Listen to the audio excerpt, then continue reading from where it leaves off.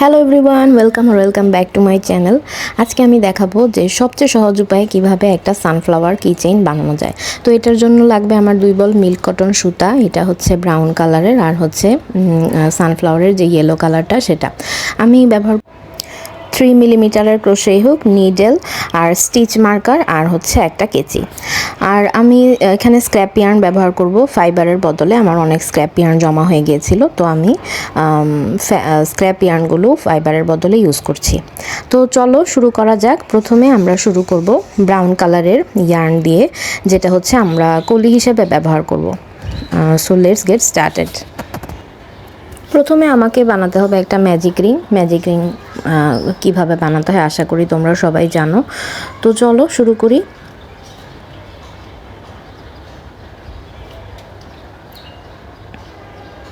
খুবই ইজি, আশা করি তোমরা প্রসেসটা দেখে বুঝতে পারছো যে কীভাবে ম্যাজিক রিংটা বানাতে হয়। তো ম্যাজিক রিংয়ের মধ্যে এখন আমি করব সিঙ্গেল ক্রোশে। 6টা সিঙ্গেল ক্রোশে আমি করব। Single crochet 1, single crochet 2, single crochet 3।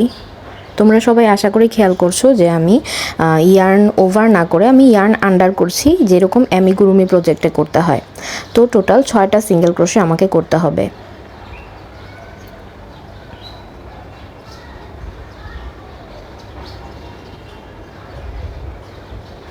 এখন আমি ম্যাজিক রিংটা টাইট করে নিব।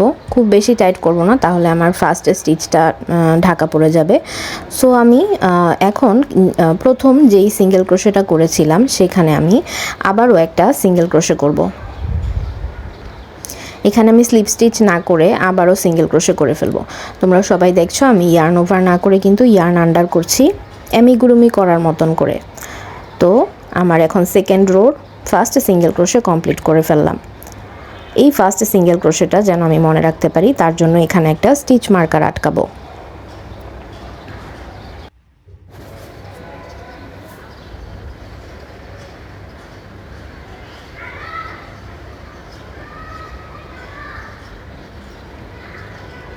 স্টিচ মার্কারটা আটকে দিলাম। এখন আমি প্রত্যেকটা যেই 6টা সিঙ্গেল ক্রোশে আমার প্রথম রোতে ছিল, প্রত্যেকটা সিঙ্গেল ক্রোশেতে আমি 2টা করে সিঙ্গেল ক্রোশে করব। তাহলে আমার সেকেন্ড রোটা শেষ হলে আমার টোটাল সিঙ্গেল ক্রোশের সংখ্যা হবে 12টা। তো প্রথমটাকে আমি স্টিচ মার্কার দিয়ে আটকে দিলাম, তারপরে আমি সেম স্টিচের মধ্যেই কিন্তু আরেকটা সিঙ্গেল ক্রোশে করলাম। এখন আমি সেকেন্ড স্টিচের মধ্যে 2টা আবারও সিঙ্গেল ক্রোশে করছি। এভাবে করে টোটাল 6টা, যে আমার ফার্স্ট রোতে যে টোটাল 6টা সিঙ্গেল ক্রোশে ছিল, প্রতিটাতে আমি 2টা করে সিঙ্গেল ক্রোশে করে টোটাল আমার 12টা সিঙ্গেল ক্রোশে কমপ্লিট করব। 6 দুগুণে 12। সাধারণত এটা 6-এর নাম তার হিসাবে উঠতে থাকবে, যেমন 6 প্রথম ঘরে ছিল 6, দ্বিতীয় রোতে হচ্ছে 6 দুগুণে 12। তেমনই 3 নাম্বার রোতে গেলে আমাদের হয়ে যাবে 3 6 18। তো কিভাবে আমরা ইনক্রিজ করব সেটা আমি তোমাদেরকে দেখিয়ে দিব। এখন আমি আমার 3 নাম্বার রোটা শুরু করব। তো ফার্স্ট সিঙ্গেল ক্রোশে করে আমি এখানে আবারও আমাদের ফার্স্ট সিঙ্গেল ক্রোশেটা স্টিচ মার্কার দিয়ে আটকে দিলাম। এখন আমি কি করব, 2 নাম্বার যেই সিঙ্গেল ক্রোশেটা ছিল, 2 নাম্বার সিঙ্গেল ক্রোশেতে আমি ইনক্রিজ করব। ইনক্রিজ মানে হচ্ছে একটা স্টিচের মধ্যে 2টা করে সিঙ্গেল ক্রোশে করা। তাহলে আমার এখন হলো 3টা। আবার পরেরটাতে আমরা আবারও একটা সিঙ্গেল ক্রোশে করব এবং পরের স্টিচে আমরা আবার ইনক্রিজ করব। ইনক্রিজ মানে হচ্ছে একটা স্টিচের মধ্যে 2টা সিঙ্গেল ক্রোশে। তাহলে আমাদের প্যাটার্নটা হবে single crochet and single crochet increase.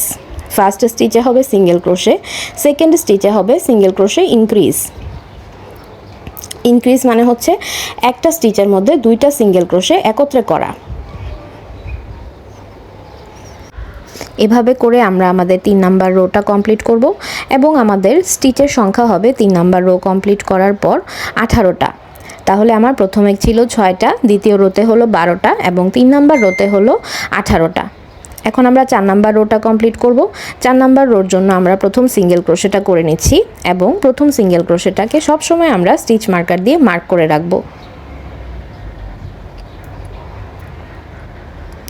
তাহলে 1 নাম্বার স্টিচে আমরা একটা সিঙ্গেল ক্রোশে করলাম, পরের স্টিচে আমরা আরেকটা সিঙ্গেল ক্রোশে করলাম এবং 3 নাম্বার স্টিচে আমরা যে সিঙ্গেল ক্রোশে ইনক্রিজ করব। ইনক্রিজ মানে হচ্ছে 3 নাম্বার স্টিচে আমাদের সিঙ্গেল ক্রোশের সংখ্যা হবে 2টা। তাহলে এই রোটাতে আমাদের প্যাটার্নটা হবে single crochet and single crochet increase, single crochet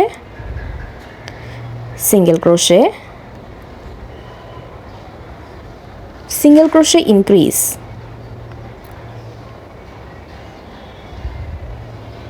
আমি কিন্তু প্রতিবারই ইয়ার্ন ওভার না করে ইয়ার্ন আন্ডার করছি, তোমরা কিন্তু খেয়াল করবে। সিঙ্গেল ক্রোশে ইনক্রিজ, এই প্যাটার্নে আমরা আমাদের এই রোটা কমপ্লিট করব। এই রোটা কমপ্লিট করার শেষে আমাদের স্টিচের সংখ্যা দাঁড়াবে 24টা। 6 একে 6, 6 দুগুণে 12, 3 6 18, 4 6 24, আমাদের টোটাল 24টা সিঙ্গেল ক্রোশে থাকবে। এখন আমাদের লাস্ট রো করার পালা। লাস্ট রোতে আমরা আবারও আমাদের ফার্স্ট সিঙ্গেল ক্রোশেটা স্টিচ মার্কার দিয়ে মার্ক করে নিচ্ছি। এই রোটাতে আমরা ইনক্রিজ করব না, প্রত্যেকটা সিঙ্গেল ক্রোশের মধ্য দিয়ে একটা করে সিঙ্গেল ক্রোশে করে যাব। তাহলে আমাদের সিঙ্গেল ক্রোশের সংখ্যা দাঁড়াবে টোটাল 24টা। কোনো ইনক্রিজ থাকবে না, জাস্ট আমরা প্রতিটা সিঙ্গেল ক্রোশের ভিতর দিয়ে একটা করে সিঙ্গেল ক্রোশে করে লাস্ট রোটা কমপ্লিট করব। এটাই আমাদের লাস্ট রো। এই রোটা শেষে আমাদের সিঙ্গেল ক্রোশের সংখ্যা দাঁড়াবে টোটাল 24টা।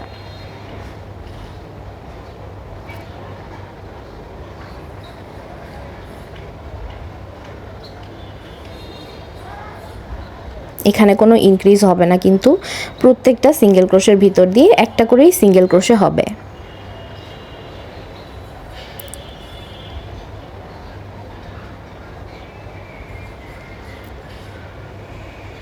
পুরোটা রো এভাবে আমরা কমপ্লিট করব।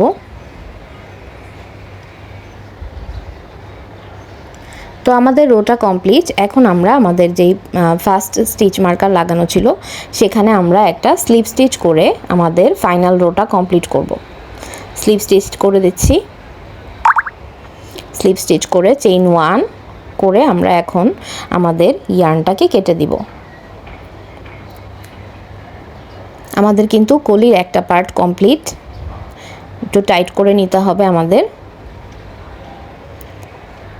সো আমাদের একটা পার্ট কমপ্লিট। এরকম করেই সেমভাবে আমাদেরকে আরেকটা পার্ট কমপ্লিট করতে হবে।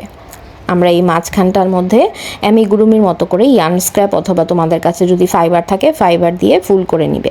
এরকমভাবে সেমভাবে আমরা সেম আইডেন্টিক্যাল ওয়েতে আমরা 2টা কলি একসাথে করব। এটা এত ইজি কারণ হচ্ছে আমাদের এখানে জয়েন দেওয়ার কোনো ব্যাপার নেই। আমরা জাস্ট পেটাল করব, এরপরে পেটাল করে করে আমরা এই দুটোকে জয়েন করব। তো চলো আমরা এখন পেটালের জন্য ইয়েলো কালারটা ব্যবহার করছি। প্রথমে আমরা একটা স্লিপ নট করে নিব। সো স্লিপ নট করতে আশা করি তোমরা সবাই জানো, স্লিপ নট ম্যাজিক রিং। আমরা একটা স্লিপ নট করে নিলাম। এটাকে আমরা এখন আমাদের কলিতে আটকাবো। সো আটকানোর জন্য আমাদেরকে হচ্ছে আমাদের যে কলি দুটো বানানো ছিল দুইটারই রাইট সাইড উপরের দিকে থাকবে। প্রথমটা রাইট সাইড উপরের দিকে, পরেরটা রাইট সাইড থাকবে নিচের দিকে। আমরা যে কোনো একটা স্টিচের মধ্য দিয়ে, যে কোনো 2টা স্টিচের মধ্য দিয়ে আমাদের এই ইয়ার্নটাকে, ইয়েলো ইয়ার্নটাকে অ্যাটাচ করে নিব। অ্যাটাচ করার জন্য তোমরা সবাই আশা করি প্রসেসটা দেখে বুঝতে পারছো। আগে স্লিপ নট করে নিলাম, তারপরে আমরা কলির ভেতর দিয়ে ঢুকিয়ে জাস্ট 2টা চেইন করব। এখন সেম স্টিচের মধ্যেই আমরা একটা ডাবল ক্রোশে করব। যেই স্টিচে আমরা ইয়েলো ইয়ার্নটাকে আটকেছি 2টা চেইন করলাম, সেই স্টিচেই আমরা একটা ডাবল ক্রোশে করব। আমাদের কিন্তু আলাদা করে আর কলি 2টাকে আলাদা করে সেলাই করতে হচ্ছে না, জাস্ট আমরা ইয়েলো দিয়ে প্যাটার্ন করে করে পেটাল করে করে আমরা আটকাবো। সো সেম স্টিচের মধ্যে এখন আমরা করছি ট্রাবল ক্রোশে। প্রথমে আমরা করলাম 2টা চেইন, তারপরে করলাম একটা ডাবল ক্রোশে, এখন আমরা করছি একটা ট্রাবল ক্রোশে। সব কিছু কিন্তু সেম স্টিচেই হচ্ছে, আশা করি তোমরা খেয়াল করছো। ট্রাবল ক্রোশে করার আমি আশা করি তোমরা সবাই ট্রাবল ক্রোশে করতে পারো। তো আমাদের ট্রেবল ক্রোশে কিন্তু কমপ্লিট। এখন আমরা করব চেইন 1 চেইন 2 দুইটা চেইন করব। এবারে আমরা একটা স্লিপ স্টিচ করব দুইটা চেইনের বেজের মধ্যে। আশা করি তোমরা সবাই দেখে বুঝতে পারছো। বেজের মধ্যে আমরা একটা স্লিপ স্টিচ করব। তো স্লিপ স্টিচ করে নিলাম। এবারে আমরা কি করব, পরের স্টিচে আমাদের কাজ শুরু হবে। প্রথমে আমরা একটা ট্রেবল ক্রোশে করব, পরের স্টিচে আমরা আবারও একটা ট্রেবল ক্রোশে করব। আমরা কিন্তু এখন পরের স্টিচে কাজ করছি। সো ট্রেবল ক্রোশে করব 1 2 and then 3। ট্রেবল ক্রোশেতে আমাদের 3বার ইয়ার্ন ও পুল করতে হয়। এখন আমরা করব সেম স্টিচের মধ্যে একটা ডাবল ক্রোশে। এখন সেম স্টিচের মধ্যেই কিন্তু আমরা একটা ডাবল ক্রোশে করব 1 and 2। এবারে আমরা করব চেইন 1 করে আমরা পরের স্টিচে আমরা স্লিপ স্টিচ করে অ্যাড করে দিব। স্লিপ স্টিচ করব। আমরা কিন্তু এখন 3 নাম্বার স্টিচে কাজ করছি। আশা করি তোমরা সবাই দেখে বুঝতে পারলে। এখন আমরা চেইন 1 করে স্লিপ স্টিচ করে পেটালটাকে আটকে দিলাম। সো আমাদের একটা পেটাল কমপ্লিট হতে টোটাল 2টা স্টিচের দরকার পড়লো। 3 নাম্বার স্টিচে আমরা স্লিপ স্টিচ করলাম। এখানেই আমরা চেইন 2 করব। চেইন 2 করে সেম স্টিচের মধ্যেই আমরা করব একটা ডাবল ক্রোশে একটা ট্রেবল ক্রোশে। সেম স্টিচেই আমরা করব একটা ডাবল ক্রোশে,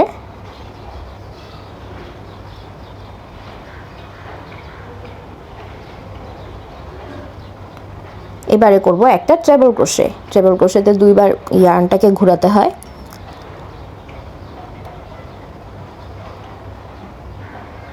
1 2 and 3। এবারে করব chain 2 chain 1 chain 2 slip stitch করব আমরা বেজের মধ্যে। 2টা চেইনের যে বেজ অংশটা সেখানে আমরা একটা স্লিপ স্টিচ করব। তাহলে আমাদের পেটালটা পয়েন্টেড থাকবে। এই স্লিপ স্টিচ করার কারণে পয়েন্টেড একটা পেটাল আমরা পাবো। এবারে আমরা পরের স্টিচে প্রথমে করব ট্রেবল ক্রোশে। এখন কিন্তু আমি পরের স্টিচে কাজ করছি।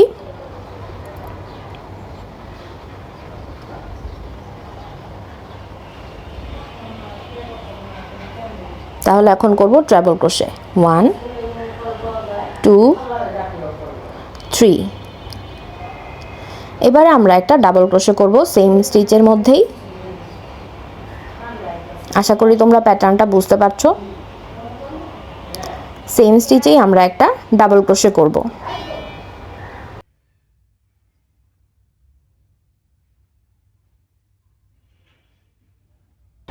এটা খুঁজে পাওয়াটা একটু বেশ টাফ। আশা করি তোমরা কাজটা সুন্দর করে ধৈর্য নিয়ে করবে। 1 2। তো আমাদের হলো একটা ট্রেবল ক্রোশে একটা ডাবল ক্রোশে চেইন 1। এখন আমরা স্লিপ স্টিচ করে পরের স্টিচের মধ্যে আটকে দেব। আটকে আমাদের পেটাল 2টা কমপ্লিট করব। স্লিপ স্টিচ করে নিচ্ছি। এবারে এখানেই কিন্তু আমাদের চেইন 2 করতে হবে। চেইন 2 করব। এই স্টিচের মধ্যেই কিন্তু আমাদের একটা ডাবল ক্রোশে হবে এবং একটা ট্রেবল ক্রোশে হবে। সো আশা করি তোমরা পেটালের প্যাটার্নটা বুঝতে পারছো। Chain 2 double crochet treble crochet chain 2 slip stitch.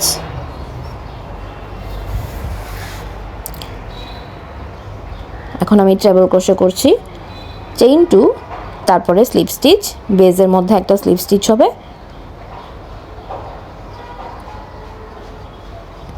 এবারে ট্রেবল ক্রোশে হবে পরের স্টিচে।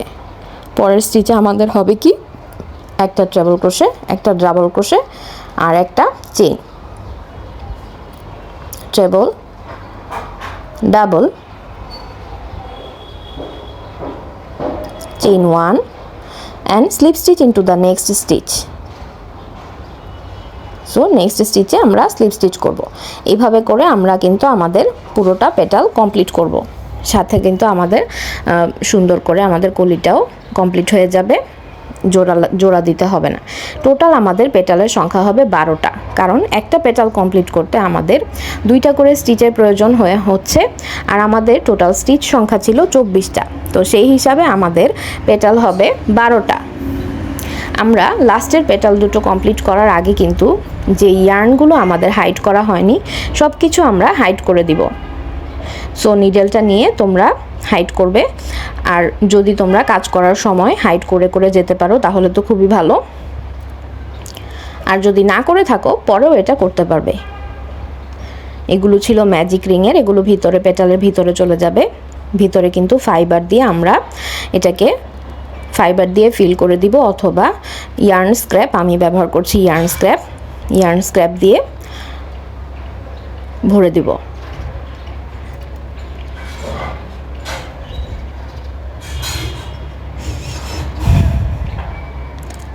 আমাদের যে ইয়েলো কালারের ইয়ার্নটা আমরা অ্যাটাচ করেছিলাম সেটাকেও আমরা হাইড করে দিব। সব কিছুই কিন্তু আমরা কলির ভিতরে সুন্দর করে দিয়ে হাইড করে দিতে পারি। হাইড করার জন্য তোমরা তোমাদের বেস্ট টেকনিক ব্যবহার করতে পারো। আমি এখানে মাঝে মাঝে কেচি ব্যবহার করি, ইয়ার্নের আমার হুকটাও ব্যবহার করতে পারি। এই ছোট অংশটা দিয়ে আমরা আমাদের যে ইয়ার্নগুলো বাহিরে ছিল সেগুলো সব হাইড করে দিব।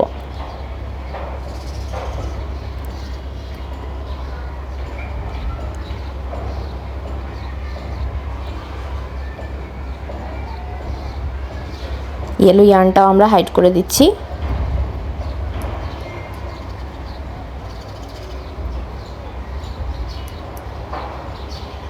যেগুলো বেশি থাকবে সেগুলো আমরা আবার একটু কেটে কেটে আবারও ভিতরে ফিল করে দিতে পারি, যেহেতু আমাদের ইয়ার্ন স্ক্র্যাপগুলো ভিতরে যাচ্ছে।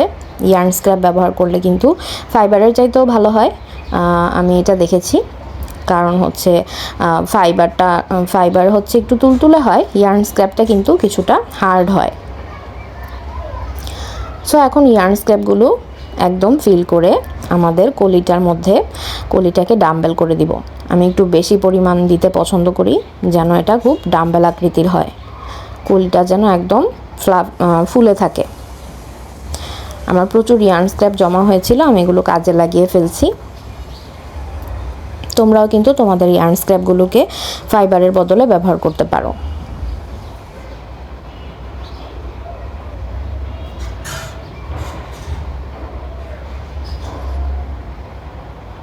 আমার কিন্তু এটা কমপ্লিট। এখন আমি আমার শেষের যেই পেটালটা বাকি আছে সেই পেটালটা কমপ্লিট করে আমার কিন্তু ফ্লাওয়ারটা কমপ্লিট হয়ে যাবে। তো সেম প্রসেসেই আমরা কমপ্লিট করব। Chain 2, double crochet, treble crochet, chain 2, slip stitch, then in the next stitch treble, double, chain 1, slip stitch into the next. আশা করি তোমাদের সবার এখন পেটালের প্যাটার্নটা মুখস্থ হয়ে গিয়েছে। এটা খুবই ইজি, করতে করতে তোমরা সবাই করতে পারবে। তো চলো আমরা কমপ্লিট করে ফেলি, তাহলে কিন্তু আমাদের ফ্লাওয়ারটা কমপ্লিট হয়ে যাবে। তোমরা কিন্তু দেখলে এখানে কোনো সেলাই করা ছাড়াই 2টা পেটাল অ্যাটাচ হয়ে গেল, জাস্ট 2টা কলি অ্যাটাচ হয়ে গেল জাস্ট পেটাল করার মাধ্যমে। এখন আমি সুন্দর করে স্লিপ স্টিচ করে দিলাম। দেখো ফ্লাওয়ারটা কত সুন্দর দেখা যাচ্ছে। এখন কিন্তু জাস্ট আমার রিং করা, মানে রিংটা আটকানোর জন্য, কি চেইন আটকানোর জন্য চেইন করার পালা। সো আমি এখন আমার যতটুকু লেন্থের ফ্লাওয়ারটা আমি চাচ্ছি সেই অনুযায়ী আমি চেইন করে নিচ্ছি। তোমরা যদি কি চেইন ব্যবহার করতে না চাও তাহলে কিন্তু এটা একটু বড় করে চেইন করলেই হবে, ব্যাগ চার্ম হিসেবেও ব্যবহার করতে পারবে। সো আমি আমার লেন্থ অনুযায়ী, আমার পছন্দ মতো লেন্থ অনুযায়ী আমি চেইন করে নিলাম। টোটাল 20টা চেইন আমি করেছি। তো আমি সেম স্টিচের মধ্যেই কিন্তু আবারও স্লিপ স্টিচ করে চেইনটাকে, মানে আমার লেন্থটাকে আটকে দিব। স্লিপ স্টিচ করে নিচ্ছি। এই জায়গাটা কিন্তু আমাদের টাইট করে করতে হবে। স্লিপ স্টিচ করলাম। এখন করব চেইন 1, সব কিছুই কিন্তু আমরা ফার্স্ট স্টিচের মধ্যে করছি। চেইন 1 করে একটু লম্বা করে নিয়ে ইয়ার্নটাকে আমরা কেটে দিব। আমাদের কিন্তু সানফ্লাওয়ারটা কমপ্লিট। এখন আমরা শুধু এই ইয়ার্নটাকে হাইড করার পালা। সো নিডেল নিয়ে যে কোনো সাইডে আমরা ইয়ার্নটাকে হাইড করে দিব। পেছনের দিকে হাইড করব, যে কোনো সাইডে না, পেছনের দিকে হাইড করব, কারণ সামনের দিকে যেতে পেছনেটা হাইড করলে ভালো হবে। তো হাইড করাটা তোমরা দেখো। এক পাশ থেকে ঢুকাচ্ছি, আরেক পাশ দিয়ে বের করলাম। আবারও কিন্তু সেম সাইড দিয়েই ঢুকাবো। যে পাশ থেকে আমরা বের করলাম সেই পাশ থেকেই ঢুকে অন্য সাইড দিয়ে বের করব। এভাবে করে আস্তে আস্তে আমাদের কিন্তু এই লম্বা যেই ইয়ার্নটা বাকি ছিল এটা কিন্তু হাইড হয়ে যাবে। বাকিটুকু আমরা কেটে দিব। অল্প একটু অংশ বের হওয়া থাকবে, নিডেল দিয়ে আমরা ভিতরে হাইড করে দিলাম।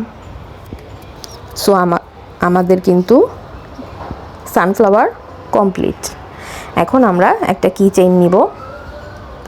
কি চেইন নিয়ে কি চেইনটার সাথে সুন্দর করে আমাদের যেই লেন্থটা বড় করে চেইন ছিল সেটার সাথে অ্যাটাচ করে দিব। এক পাশ আমরা কি চেইনে ঢুকালাম, আরেক পাশ আমরা সানফ্লাওয়ারের চেইনের স্পেসে ঢুকিয়ে দিচ্ছি। এবারে একটা প্লাস নিয়ে আমি এটা সুন্দর করে আটকে দেব।